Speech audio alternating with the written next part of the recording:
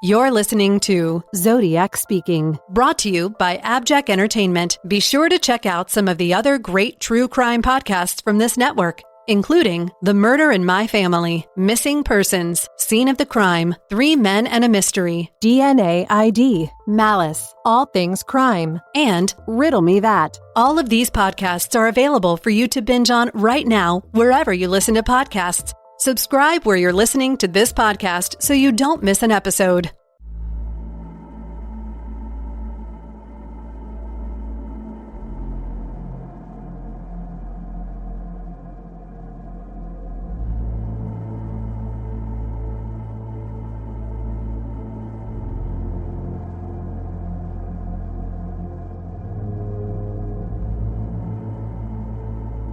This is the Zodiac Speaking. The question of where the Zodiac killer headed after being spotted on Jackson Street, following the murder of cab driver Paul Stine on October 11, 1969, has been hotly debated, but the Zodiac himself asserted that he was hiding in the park. Captain Martin Lee of the SFPD stated in an article entitled Zodiac Portrait of a Killer on October 18, 1969, that, quote, his boast of being in the area we were searching was a lie. We had the whole area flooded with lights. We had 7 police dogs and a large number of patrolmen searching the area, tree by tree, and bush by bush. The dogs are the best in the country. Captain Lee added that Zodiac's failure to mention the dogs and floodlights was proof he wasn't anywhere in the vicinity. The article, authored by San Francisco Chronicle reporter Paul Avery, began with the suggestion that Zodiac may be a latent homosexual, portraying him as a clumsy criminal and a liar. Not the ideal way to paint the portrait of a killer who you're trying to engage with to prevent further bloodshed in the Bay Area and beyond. This would become evident in about 3 weeks when Zodiac mailed a letter to the San Francisco Chronicle, attention Paul Avery, redirecting his ire towards the police. In the meantime, the Zodiac may have chosen a different path to set the record straight. On October 22, 1969, in the early hours of the morning, a caller claiming to be the Zodiac rang the Oakland Police Department, requesting that either Melvin Belli or F. Lee Bailey, high-profile attorneys at the time, appear on a chat show hosted by Jim Dunbar at KGO Radio in San Francisco, to which he would call into later that day. F. Lee Bailey wasn't available, but Melvin Belli agreed to participate in the show several hours later. The hotline of KGO Radio would eventually light up, when a voice emerged on the live broadcast claiming he was the infamous Zodiac killer. In a conciliatory tone, Melvin Belli requested that the caller adopt a less ominous pseudonym to be addressed, and the caller consented with the name Sam. The exchange between the caller and host was lengthy, but the location of the incoming call was unable to be traced because the caller would hang up the phone numerous times. But it would be recorded and played back to the 3 people known to have heard Zodiac's voice, which included Nancy Slover, the police dispatcher in Vallejo, who took Zodiac's call in the early hours of July 5, 1969, following the Blue Rock Springs attack. Brian Hartnell, who survived the attack at Lake Berryessa in Napa County, also listened to the call, as well as Napa police officer David Slate, who took the phone call from Zodiac following the Lake Berryessa attack. All 3 agreed that it was not the voice of the infamous Zodiac killer. There would also be subsequent calls to the Belli residence, including one in January 1970. A person claiming to be the Zodiac called the Belli residence and spoke with his housekeeper, Erna, requesting to converse with the flamboyant attorney, only to be told he was unavailable and out of the country. The caller replied, quote, I can't wait. Today's my birthday. This interaction was detailed in a partially redacted FBI file from January 14, 1970. The report stated, quote, on instant date, Inspector, redacted, Homicide Detail, San Francisco Police Department, confidentially advised that Unsub, who identified himself as Zodiac, telephonically contacted attorney Melvin Belli's residence in effort to contact Belli. Unsub was advised Belli was in Europe and stated, I can't wait. Today's my birthday. This FBI file indicated that the mystery man's birthday, if true, was shortly before January 14th. Eventually, Eric Weil was identified by law enforcement as the perpetrator of these hoax calls. Weil was born on January 10, 1940, and his stepfather's name was Sam. Despite Eric Weil being identified by law enforcement as the hoax caller on the Dunbar Show on October 22, 1969, the identity of the initial caller to the Oakland Police Department is still widely debated, with many believing it could have been from the real Zodiac killer. Another intriguing connection can be made to the name Sam, adopted by the caller to the Dunbar Show. The caller to the Oakland Police Department made a specific request for criminal defense attorney F. Lee Bailey, who was previously hired by the brother of Sam Shepard. Shepard had been found guilty in the brutal murder of his wife, Marilyn, in 1954, which received extensive media coverage. In 1966, F. Lee Bailey successfully argued before the U.S. Supreme Court that Sam Shepard had been denied due process, winning a retrial that eventually resulted in a not guilty verdict. If Eric Weil was the caller to the Oakland Police Department, was his initial choice of attorney F. Lee Bailey and the name Sam, both linked by the high-profile court case from a few years earlier, possibly derived from the name Sam Shepard? In August 1969, just 2 months prior to the Oakland Police Department and Jim Dunbar's show calls, Sam Shepard debuted as a professional wrestler against Wild Bill Skoll, entering under the stage name of Killer Sam Shepard. Therefore, it's quite ironic that the caller on October 22, 1969, had asked for an attorney who successfully defended Sam Shepard, who then identified as Sam on the Jim Dunbar Show as a replacement for the ominous Zodiac name, just months after Sam appeared in the wrestling ring as a, quote, killer.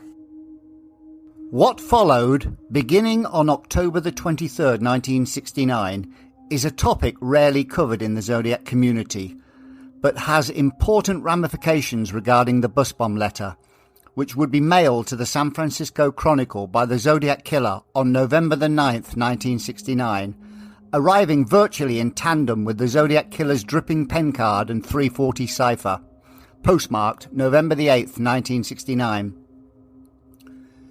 From October the 23rd, 1969, to November the 2nd, spanning 10 days, Daniel Williams, a 24-year-old Salesian high school teacher in Richmond, reported to police that his residence at 1234 Bush Street in Martinez had become the focus of a prowler and a series of menacing phone calls. This culminated with somebody prying open the screen door of his house while he was out and lacing his 7-Up drink with a deadly dose of arsenic on November the 2nd. After taking a drink of the refreshment, he noticed a metallic taste and fortunately spat it out.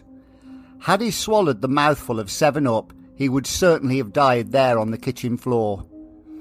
In the run-up to this attempted murder, he received many malicious phone calls to his residence in which the caller claimed to be the Zodiac Killer and issued many disturbing statements to Daniel that included, "You're the dead duck," and that he was going to kill the lady in the blue house.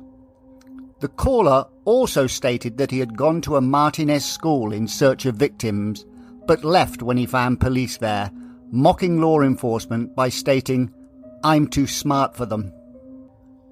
After the attempted murder of Daniel Williams, the relentless assault on the young high school teacher would continue on November the 5th, 1969, when the same person rang the Martinez Police Department and issued the ominous threat of, quote, "There's going to be a shooting at 1234 Bush Street."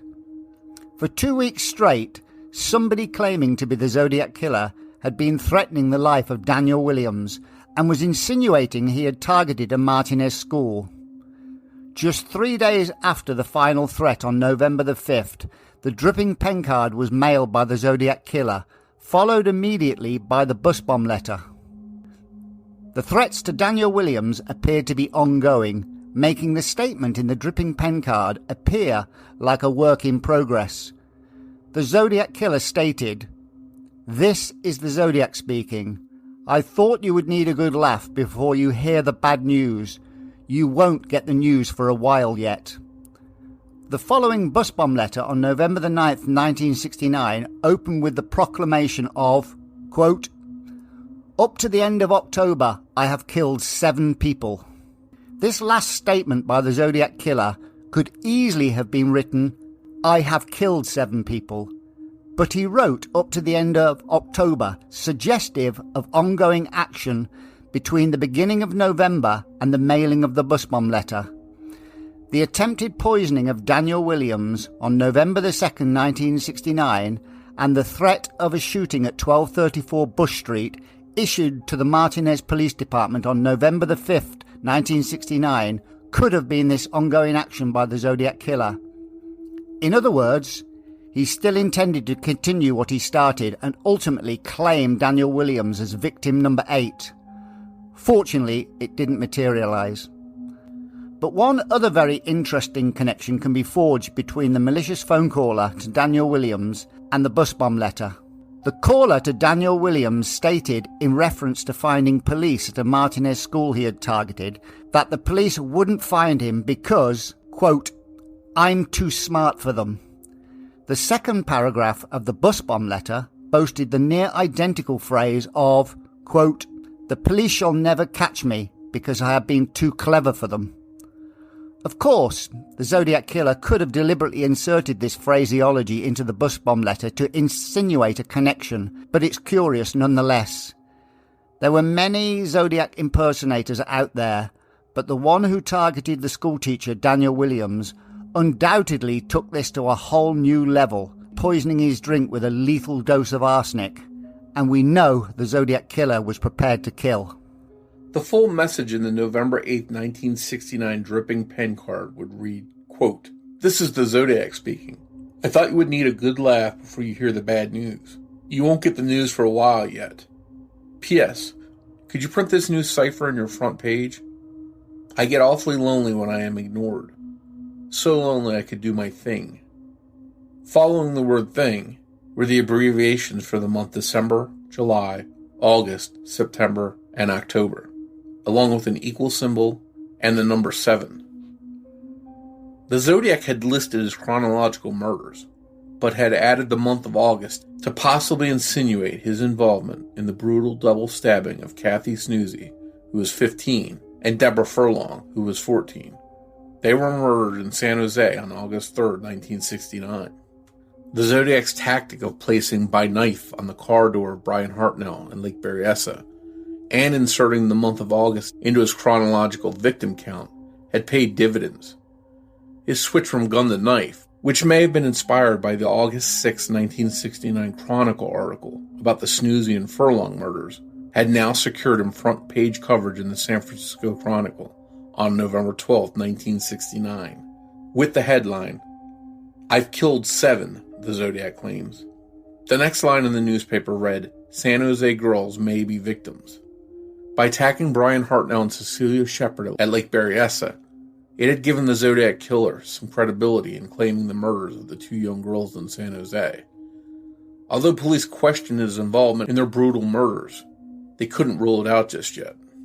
The greeting card would also contain the now infamous 340 cipher, containing 63 different ciphertext characters.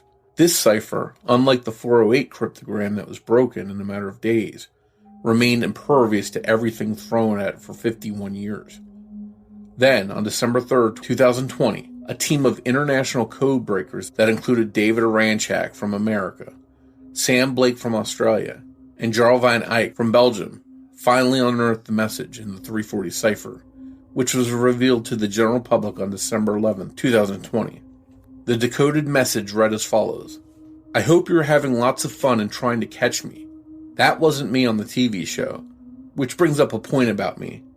I am not afraid of the gas chamber, because it will send me to paradise all the sooner, because I now have enough slaves to work for me, where everyone else has nothing, when they reach paradise. So they are afraid of death. I am not afraid, because I know that my new life will be an easy one in paradise, death." In this cipher, the Zodiac was denying he was the person that called into the Jim Dunbar TV show on October 22nd, 1969. He obviously expected this cipher to be solved quickly, and probably didn't count on it taking 51 years. We're still left to ponder whether the Zodiac made the phone call to the Oakland Police Department earlier that morning. We'll discuss this more, as well as the 340 cipher, in due course.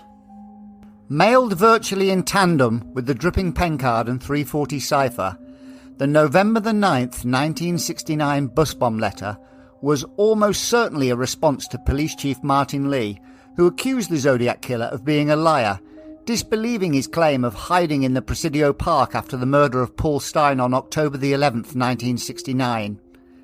The Zodiac killer had taunted the police, suggesting they could have caught him if they had searched the park properly. The bus bomb letter would fire back at Police Chief Martin Lee, stating, "Hey Blue Pig, I was in the park.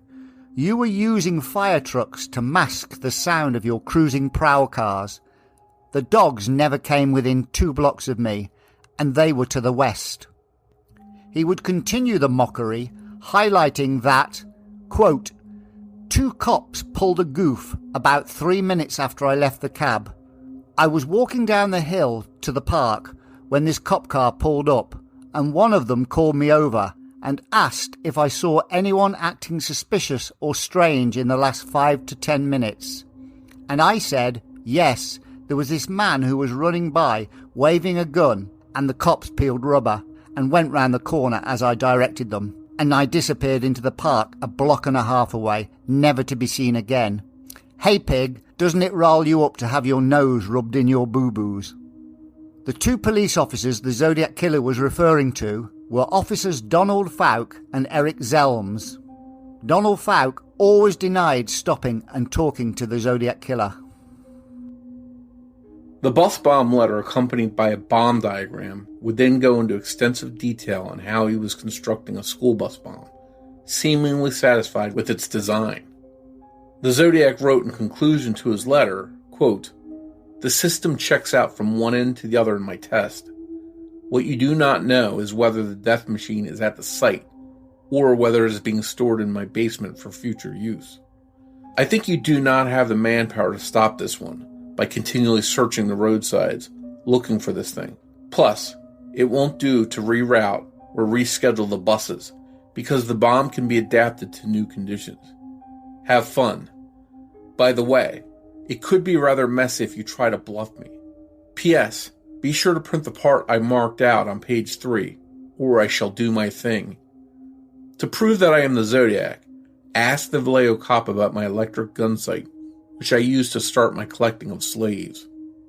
It seemed unusual that the Zodiac still felt the need to prove who he was, indirectly referencing Vallejo cop Jack Stilts, who he provided details to regarding his electric gun sight in the debut of Zodiac letter from August 4th, 1969.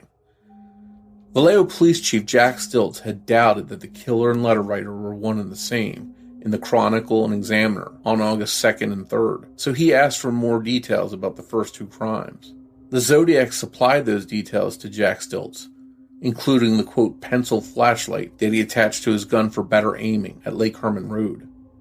In the bus bomb letter, the Zodiac was effectively saying to Chief of Police Martin Lee not to doubt him.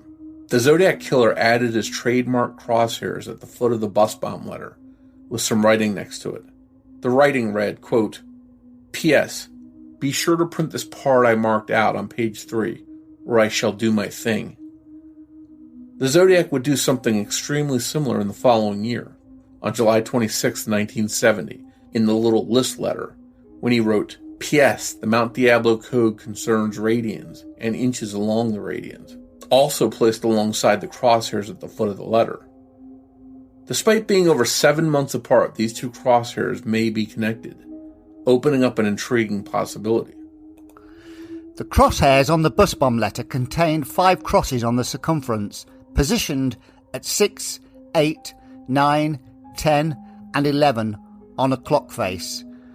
Just one day after the bus bomb letter arrived at the San Francisco Chronicle, on November the 12th, 1969, somebody was quoted in the Chronicle offering an extremely intriguing proposition. They stated, quote, "Zodiac's letter contained 5 cross marks which possibly refer to 5 attacks. Comparing these markings against a map, one interpretation that can be drawn is that they pinpoint Lake Berryessa, Vallejo, where 2 attacks occurred, San Francisco, and San Jose." The person who made this observation was absolutely correct.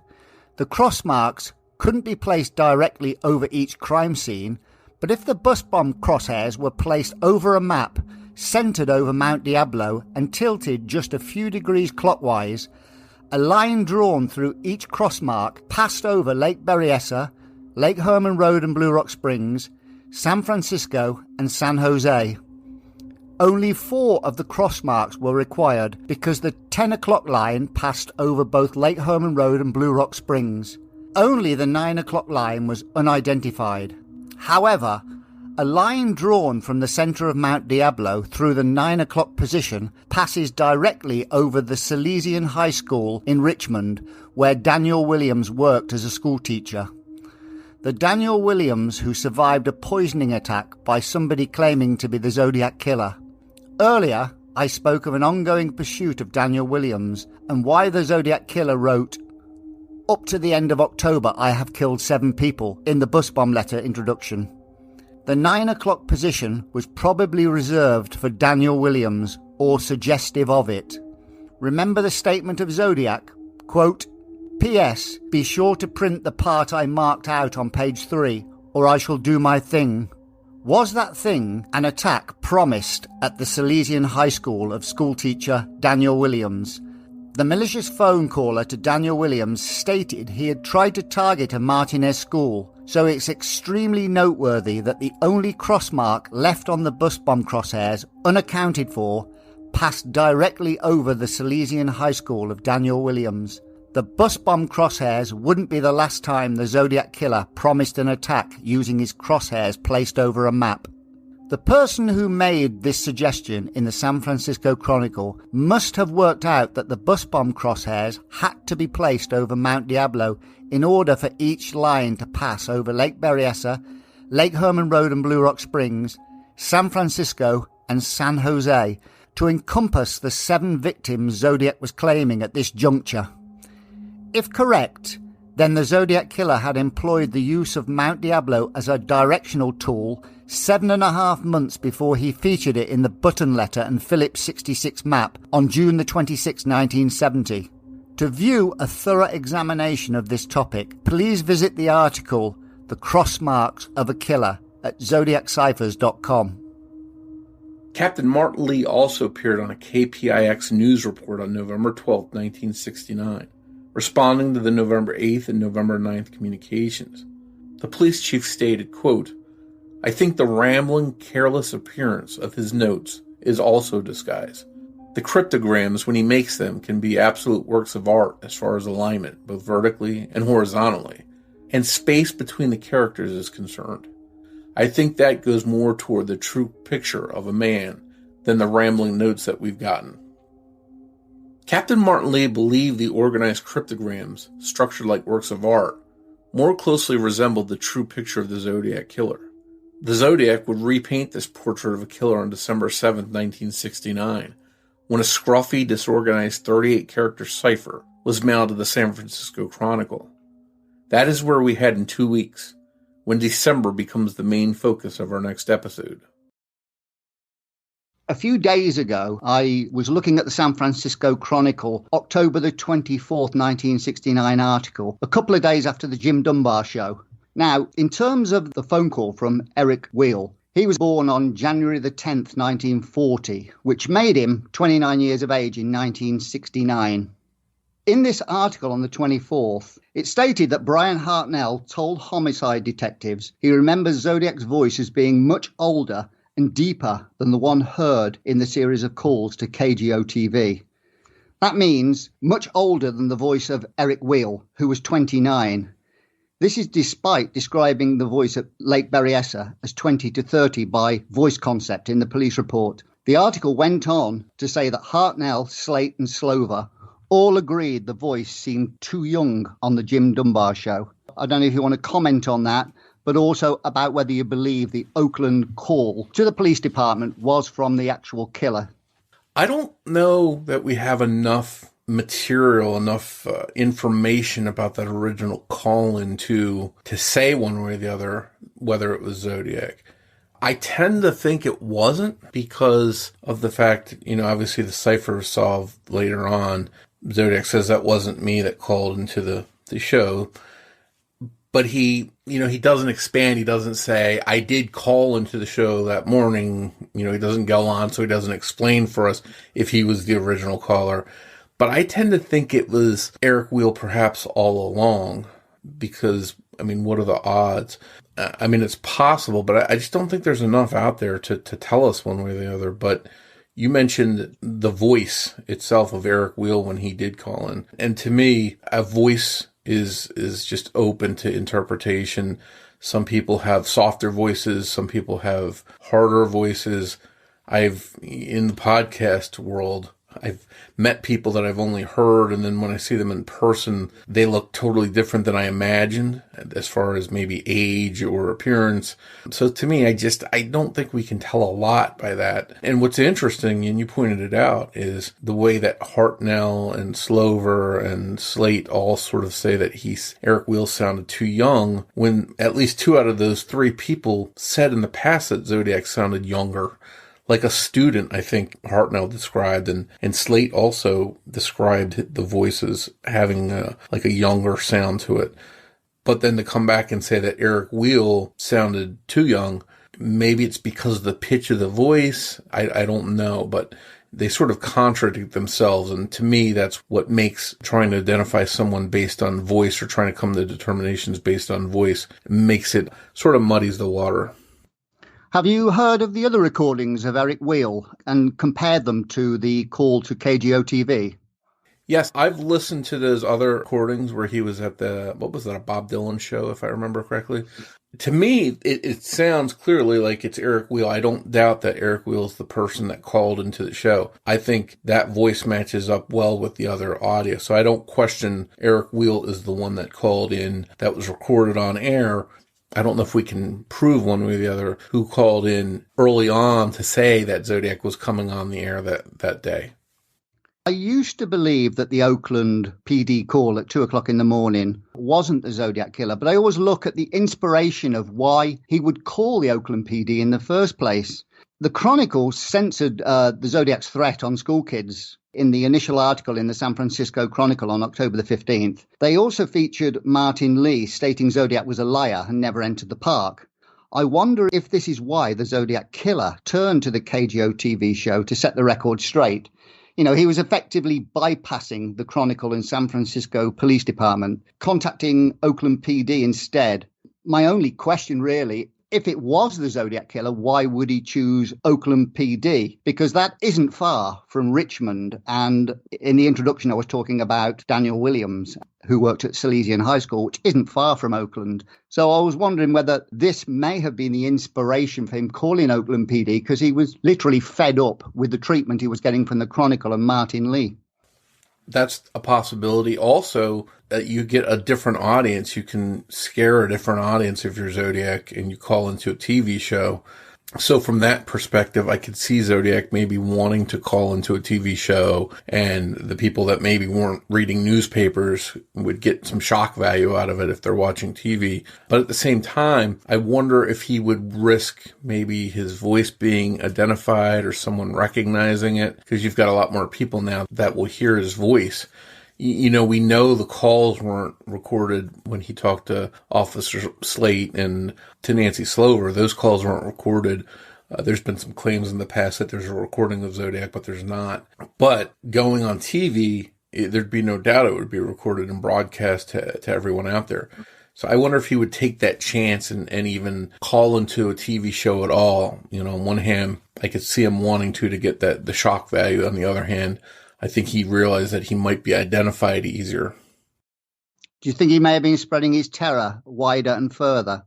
Yeah, and there's no doubt by going to San Francisco, by bringing San Francisco into the picture and reaching out to infamous attorneys, he would be doing that. He'd be reaching further through the Bay Area, and the biggest target of all would be San Francisco. And I think it would be something that would be in his best interest if he was looking to shock more people. I found out the other day that Salesian High School was part of the Roman Catholic Diocese of Oakland. And in 1969, there was actually some there was a controversy with sexual assaults from one of the priests there. So that was a little bit of a curious attachment to this Oakland call. But what is your opinion on the Daniel Williams poisoning? We do know that Zodiac along the way said he was going to kill people with different methods, different ways, and maybe not take credit for it. And, that sort of fits the bill. If he did kill him with poison, that would just look like a random thing. But, poisoning, make it look like a suicide, make it look like a random act of violence. Those were sort of the things that were possibilities in that playbook to do any of that stuff.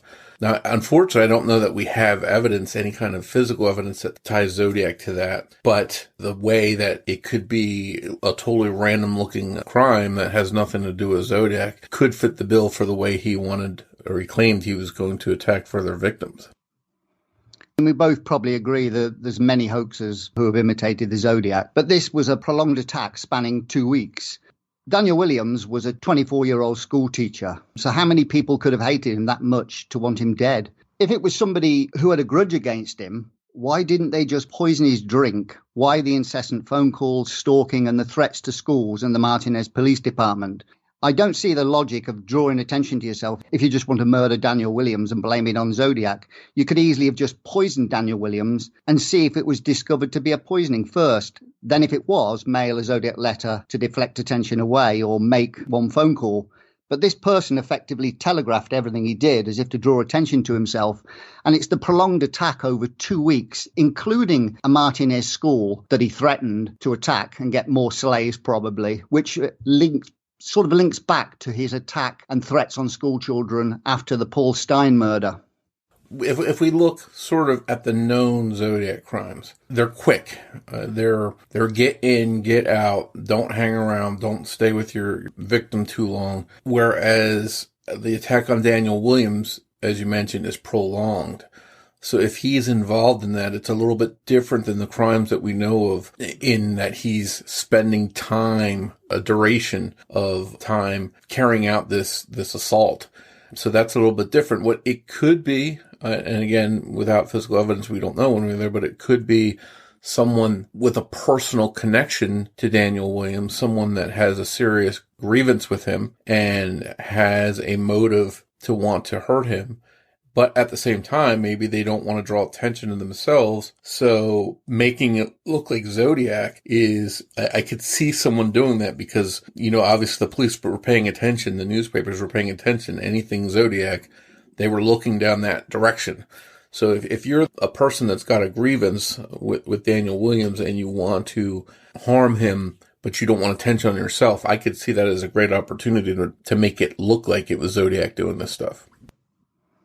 You're correct in the sense that you pointed out that he was going to change the way he was collecting his slaves. And after that paragraph, he then goes on to say, I'm too smart for them. I'm too clever for them. Exactly like the phone call to Daniel Williams. Plus, like I mentioned in the introduction on the dripping pen card, that you won't get news for a while yet. And I have killed 7 people up to the end of October. He could easily have just stated, I've killed 7 people like he did in every other communication, giving us a total. And that was it. The suggestion up to the end of October, considering the ongoing attack up to November the 5th, seems to me to suggest that this was the bad news we might get later. Yeah, and it could be. I mean, it's open to that possibility, but I just personally, I don't have enough to connect it in my own mind and say with confirmation for me that it was him. Also, Mike, the phone caller to Daniel Williams threatened to kill the lady in the blue house. Now, that is quite intriguing when we consider the next Zodiac letter, or purported Zodiac letter, after the bus bomb letter, was sent to the San Jose Police Department on November the 21st, 1969, threatening a widow, in which police had to provide 24-hour surveillance to her and her house. I wonder if this woman lived in a blue house, tying Daniel Williams to the attack and threat in San Jose. And I don't know what your opinion is on this November the 21st letter. Well, if they felt there was enough of a threat to provide security and surveillance, then they must have taken it serious for whatever reason. Now, we go back to other interesting letters, things we haven't talked about yet, so not to confuse the listener, but we know there's a sports editor in the Bay Area that had a threatening... Novato. Yeah, he had a threatening correspondence with someone that claimed or wanted people to think they were the Zodiac. We have a family in Vallejo that received some Oakland A's tickets from someone claiming to be Zodiac. So these things are not isolated incidents. There's plenty of different things that we can find where someone received a threat from someone claiming to be Zodiac. Now, from there, we have to sort of pick apart, is this some of these connected? Could they all be Zodiac? Or is someone taking advantage of Zodiac hysteria that's going on and saying, I'm going to scare someone, or I'm going to play a prank on someone and use Zodiac's name to get the attention? I sort of wonder about that, and wonder if any of these instances where someone's being threatened by Zodiac, by someone claiming to be Zodiac at least, if they're actually Zodiac or if they're just someone trying to capitalize on the Zodiac mania that's going on. Well, what's your opinion on the Oakland A's letter and the threat to Ed Salmina in Novato? Do you think they are Zodiac threats? Or isn't there a tendency the later the communication, the more people are likely to doubt the communication rather than actually looking at the context of the communication in itself? I sort of tend to look at what the police have to say and look at what the FBI has to say about examination of the threats. And unfortunately, we've never seen any of these correspondences to some of these people because they haven't been released publicly. The Oakland A's one, I tried to get that one released, and the Vallejo Police Department chose not to. Now, in my mind, that seems like they might think it's real, because we've seen a bunch of hoax and probably hoax Zodiac letters that have been released over the years. So if this Oakland A's letter was just another hoax letter, why not release it? So that's one that I tend to think that it could be real because they won't release it. But the one to the sports editor, I don't know enough details about how much it was examined, how far they went with it. But it would be interesting if any of the people who received threats from someone claiming to be Zodiac, if they had some kind of common interest or common friend or common anything that would say these handful of different people have received some kind of threat in the San Francisco Bay Area, and come to find out they're all members of this, or they're all connected to that, or they all have this friend in common. That would be interesting and worth exploring. We'll move on to the 340. I know we're going to cover this in more detail in later podcasts because there's obviously too much to cover in this podcast along with the other topics we're covering. So we'll come back to that in a future episode. But the Zodiac liked to shock the Bay Area in all his communications. So why do you think he reserved such a banal message for the 340 cipher, which really, as you pointed out, was not the slightest bit interesting? The message was so benign and just so boring that for some reason I think he thought they were going to crack it very easily and find out, okay, it wasn't him on the phone. But I guess it wasn't important to him either because he never really followed up asking about it. And unless you consider the one where he says, have you solved the latest cipher I sent you? Maybe he's referring to that because it hasn't been solved. But he never really seemed to take great interest in making sure that they cracked that code. So I think overall it wasn't important to him for whatever reason. But the fact that it was harder to crack than a lot of the first one would be, and it took so long to do it, it makes me wonder if he really didn't know what he was doing with codes and ciphers because he made it that hard to crack. So it makes me wonder what he was doing with the ciphers and it makes me rethink what his expertise is. I don't think he was a genius, but this cipher was fairly complicated. I mean, it was split into 3 parts, just like the 408, and although it's easier to design a cipher than crack one, and he made some mistakes in the composition of the cipher, as he did with the 408 cipher.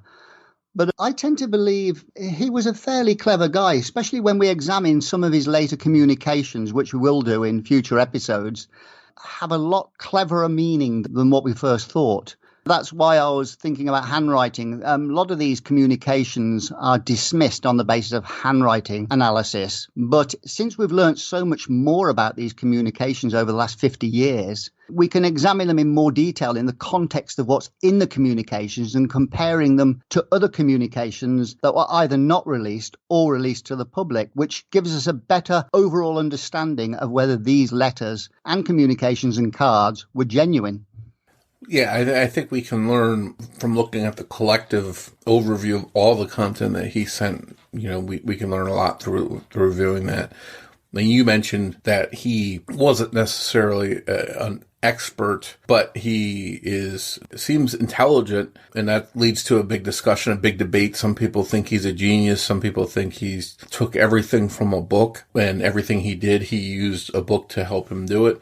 I'm sort of in the middle. I think he was probably an average to above average IQ, but I don't think he was a criminal mastermind by any stretch. There were several times that he almost got caught. He left partial prints on letters. So we could sort of debate who he was based on the ciphers and the writing that he did over the years.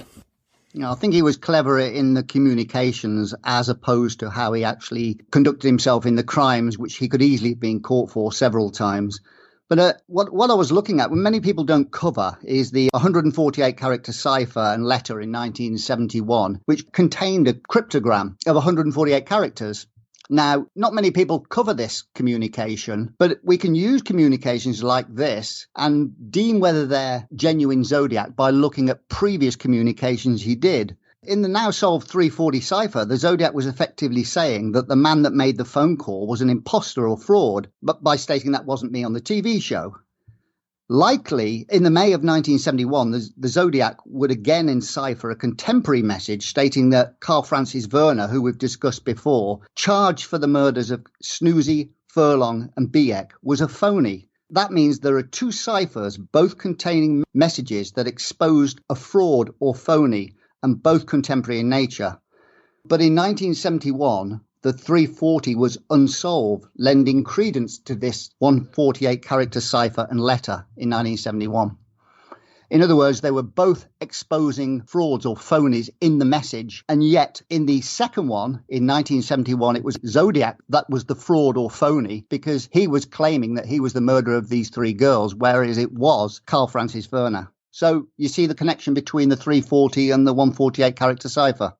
Yeah, and I think you hit the nail right on the head. He was a hypocrite, pointing out people that were they're phonies and taking his attention away from him when he was a phony in multiple instances. Yeah, when I look at the communications, Mike, I look at the connections between the communications, such as the Albany letter that was mailed in New York, plus the 148-character cipher and the 340 cipher, and look at the connections between all these communications when considering whether it's a real Zodiac communication or not, rather than just looking at the handwriting. I don't know what your opinion on that is. Well, I think it's important. The content of the ciphers is important. We can sort of maybe judge what's in that content. What is the message about? Is it responding to something in the news? Is it responding to something about the Zodiac case or a Zodiac victim? What is in the ultimate message? To me, that matters.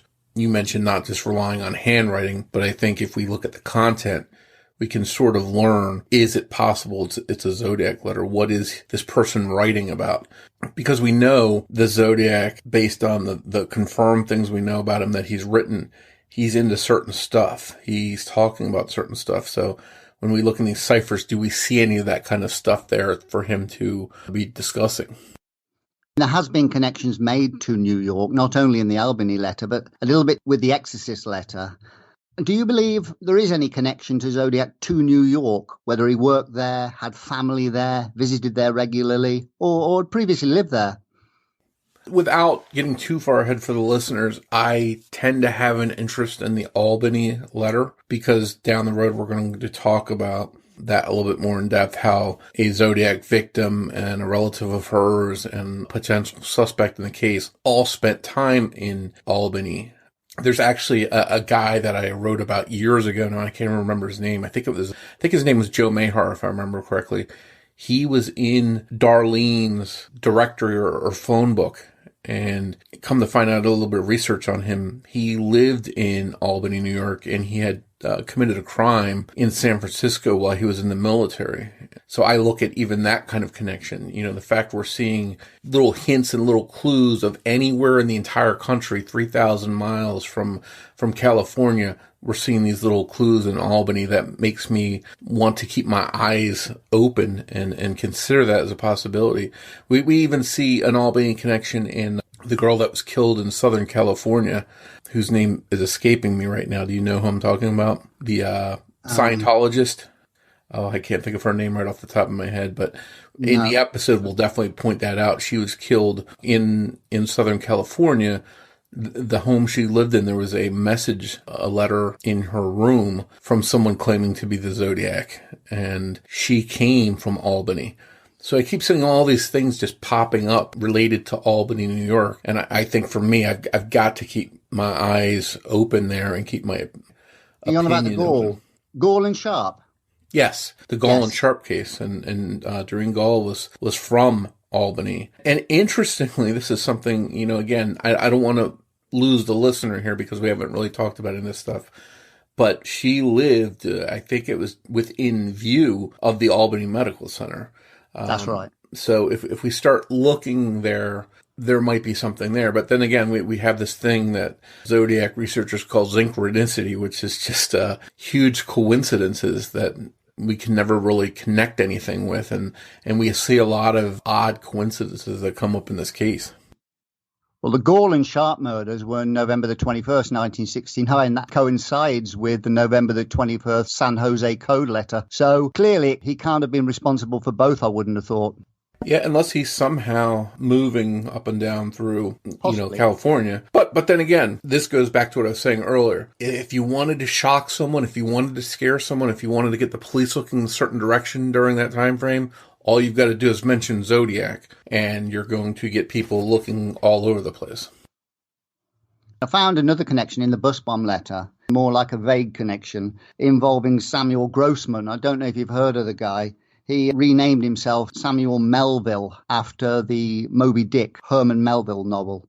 We always wonder why the Zodiac turned to bombs. Obviously, it's more of a threat and provides more fear into the community. But what inspired him? And this Samuel Grossman was in the Weather Underground, and he set off 4 bombs from July the 27th to October, and then another 4 just around the time the bus bomb letter and 340 cipher was mailed, about the 11th or the 12th. So there was 8 bombings on buildings in America. And this may have been an inspiration for the Zodiac killer to bring that terror into the Bay Area.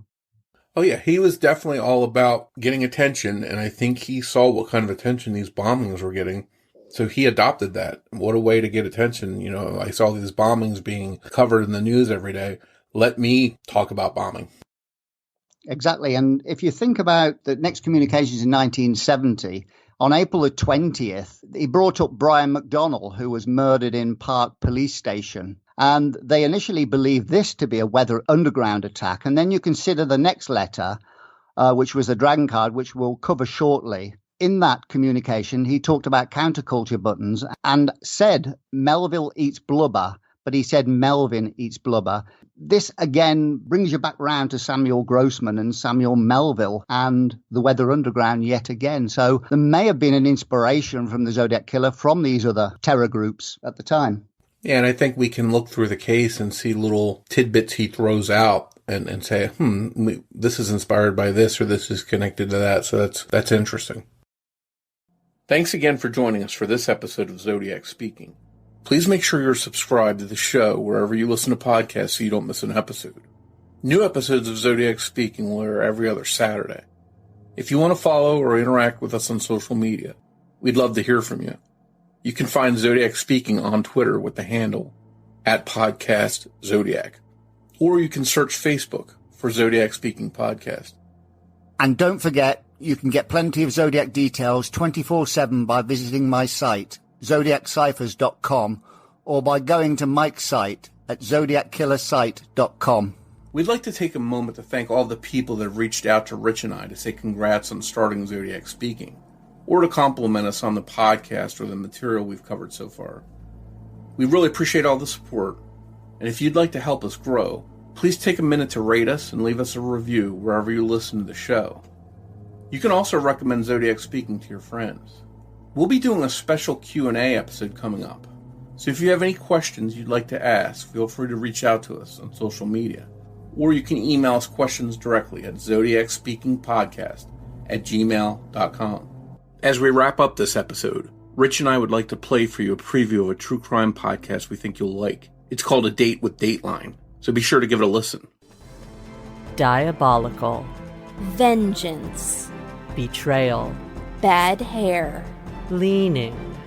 Hi everyone, this is Kimberly. And this is Katie. And we have a weekly podcast called A Date with Dateline, a recap of Dateline episodes. We talk about important issues like grainy surveillance footage, cell phone towers, Andrea Canning's white jeans, and Mankey's hankies. We delve into the details of any victim who's ever loved life or lit up a room. So find us on Twitter, Instagram, Facebook, and iTunes to make A Date with Dateline. And remember, don't watch alone. A Date with Dateline is a podcast hosted by two professional amateur true crime TV experts with no formal training but evidence lockers filled with snark and uninformed opinions.